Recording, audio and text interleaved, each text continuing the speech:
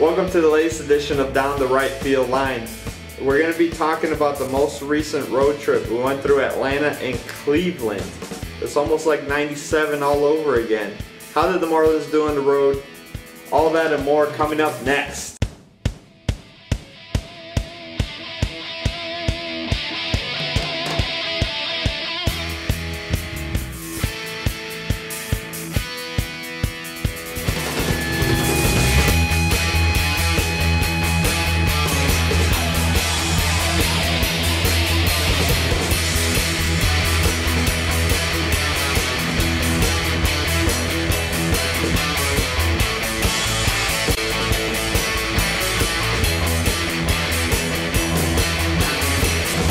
Welcome to the latest edition of Down the Right Field Line, now with Marlins Nation.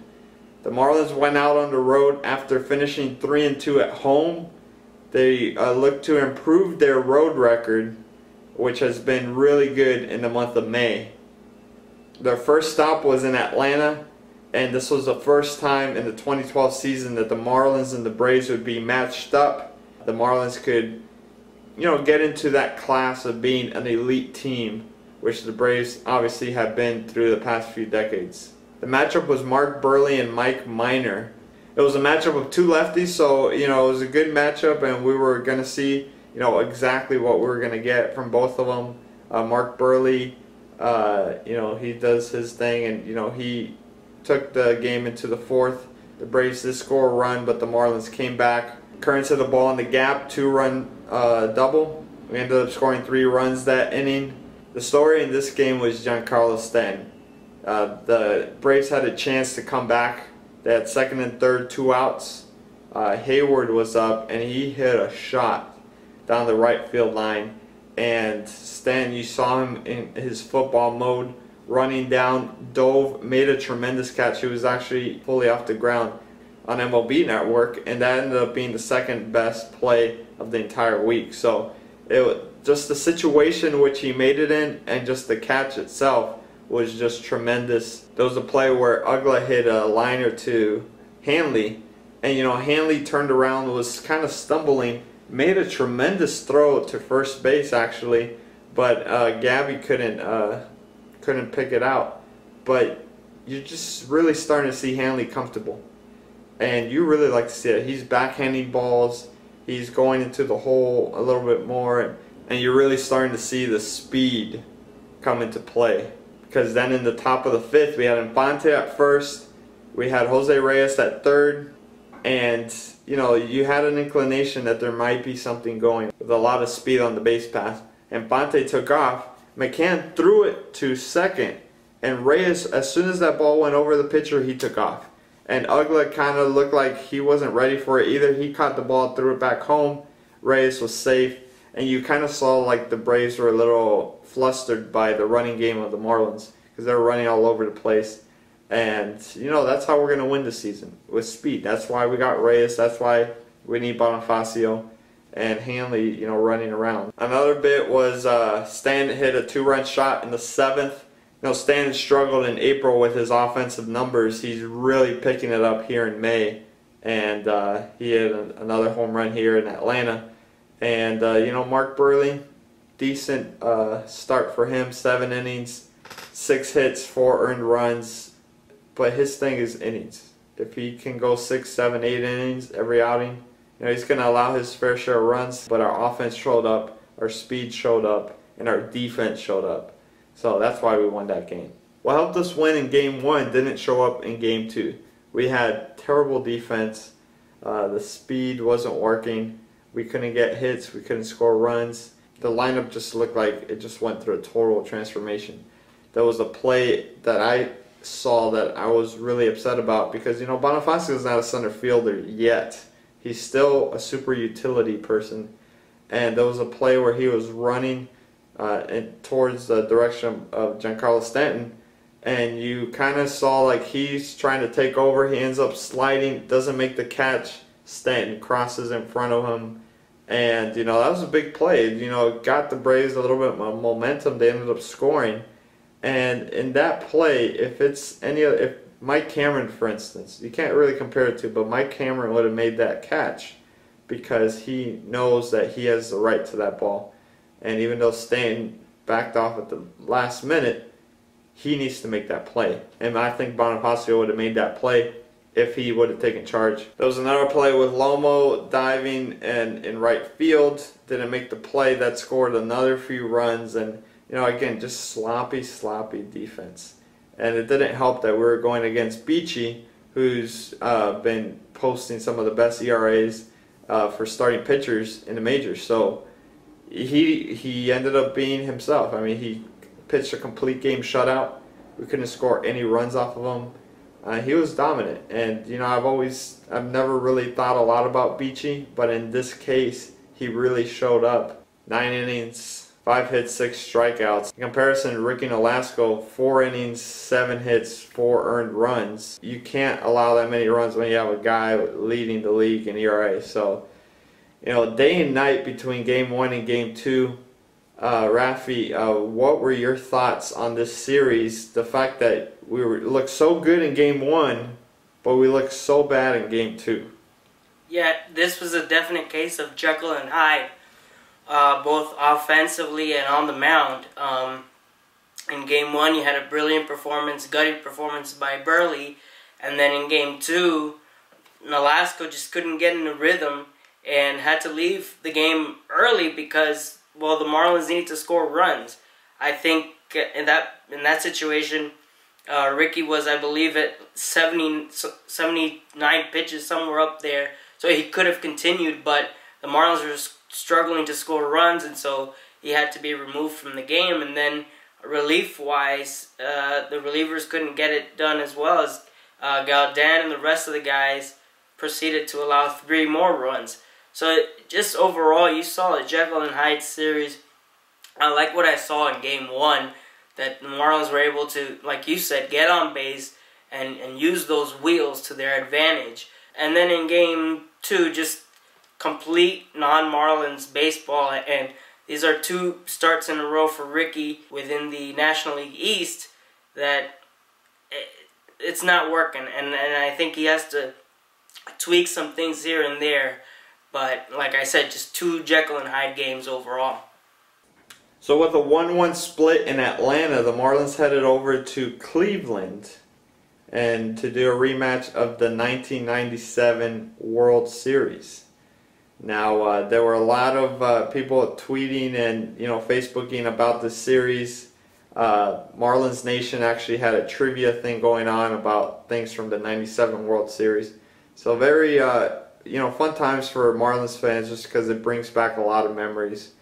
So in Game 1, we came out there, we had Big Z on the mound. He's practically been our ace so far this season. He's pitched very consistent, been attacking the strike zone. So in this game, you came out, allowed a few runs early, but you know, you still see the fact that he feels comfortable up there. Even though he allowed those early runs, he settled in. Now the big story in this game was Santana. Carlos Santana, the catcher for Cleveland. You know, he sometimes plays first base, but this guy has a cannon for an arm. He was just throwing out Marlins left and right. It first started with throwing out Infante, then Bonifacio, and then Peterson. And on Bonifacio's one, there was actually a little bit of a backstory where Manny Acta said that he was talking with Bonifacio before the game, and you know, Bonifacio hasn't been thrown out yet. He was batting 1,000, I guess you can say, for stolen bases.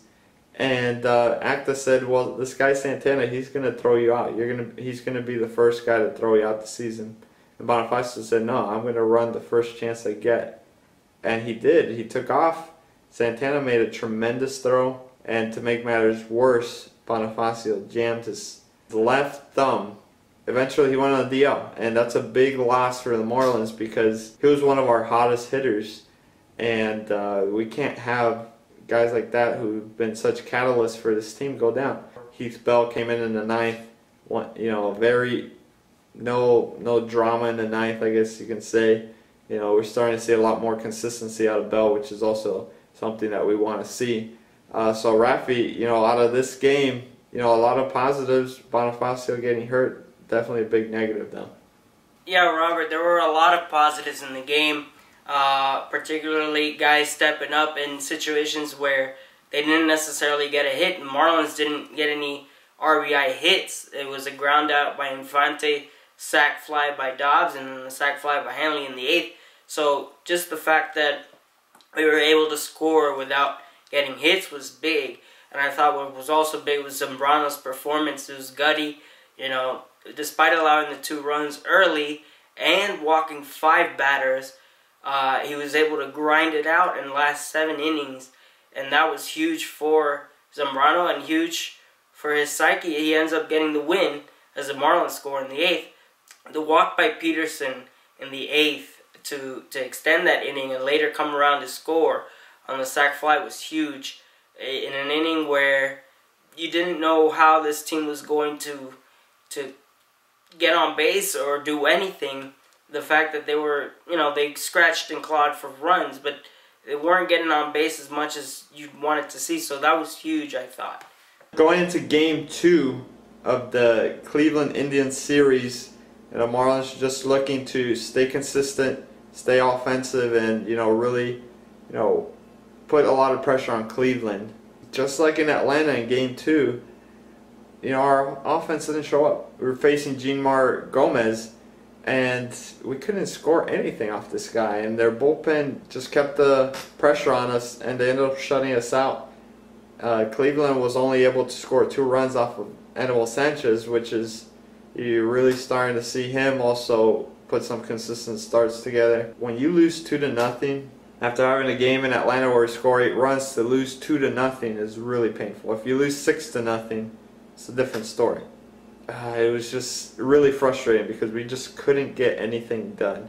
And then Chris Perez comes in to close the game in 10 pitches, strikes out the side in 10 pitches, and all of them were strikeout looking. When you're down 2-0, you got to make something happen. You know, a bloop and a blast is a tie game. But we couldn't do that, and it was a really tough loss for us, I thought. Now, Rafi, what did you think as far as our offense was concerned for this game? This game, there wasn't much. There was one chance in the 3rd inning where there was runners at the corners with 2 outs and Hanley at the plate, and he pops up or flies out with a 2-1 count. And I think that was the moment where, okay, if you're going to get to Jeanmar Gomez, it was going to be at that moment, and it didn't happen, and Gomez just sailed right through the game, going 6 1/3. You'd think the sooner the team gets to the bullpen, the sooner we can get to the Indians, and that wasn't the case. As you mentioned, Perez just 10 pitches, and Marlins just looked dumb out there, and sucks for Sanchez, pitching awesome. It was just one of those games where you write it off and you move on. So just like the homestand where we went into the last game with the last game deciding whether we were going to have a winning homestand, or in this case a winning road trip or a losing road trip, and facing probably their best pitcher right now, Derek Lowe, and we sent out our ace, JJ.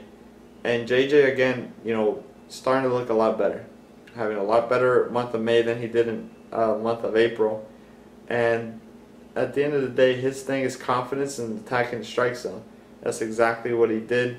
In the bottom of the 5th, Chu grounded to Lomo, who was playing first base in this case. Lomo threw it to Reyes, and Reyes caught it. He didn't really look like he was going to throw it to first, but Lou Morrison was coming towards him, and instead of coming in a straight line and sliding, which the rule is, if the player can't touch second base and tries to, you know, ruin the double play, it's an automatic out at first base. In this case, he never slid, but he was kind of going around, and the way Reyes caught it was he was going to catch it, jump off the bag to his left, and then throw it first. Morrison kind of went in that same direction, couldn't make a throw. The umpires talked a little bit, and they called it a double play.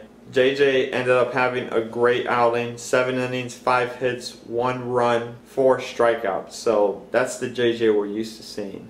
Bell had a little bit of trouble in the 9th. He came in with runners on, ended up allowing a few runs, he ended up closing it out for another save. And JJ he got his 50th win as a Marlin, which puts him among only 3 players that have passed that 50-win plateau, which is Ricky Nolasco, Dontrell Willis, and now JJ. Rafi, what did you think of this game? And now that, because we won this game, we had a winning road trip. Yeah, this game was another one of those grind them out games, kind of like the previous 2 where both teams were neck and neck up to a certain point, and the Marlins just erupted with runs. Quick note, interesting enough, the Indians' defense against Lomo, they employed a shift to the right, and Lomo would promptly ground out to Jason Kipnis into shallow right field. Kipnis is the second baseman. He's playing shallow right. And it was frustrating because earlier in the game, I believe it was the second or third at-bat, he tried to bunt for a base hit to the left side of the field, and he couldn't get it done. For a hitter who is not a dead pull guy, and we eventually saw that in that clutch at-bat where Lomo doubles off the wall to left center field. So you saw that Lomo has the ability to go the opposite way, and we've seen that throughout his career, and it was just amazing to see that he would promptly hit into the shift throughout most of that game. But JJ's performance was outstanding. I think he's slowly but surely getting back on track. People forget he was out for most of the year. He only pitched in April of last year. So you got to give him some time to get back into the flow of things. And he definitely showed it out in that game against the Indians.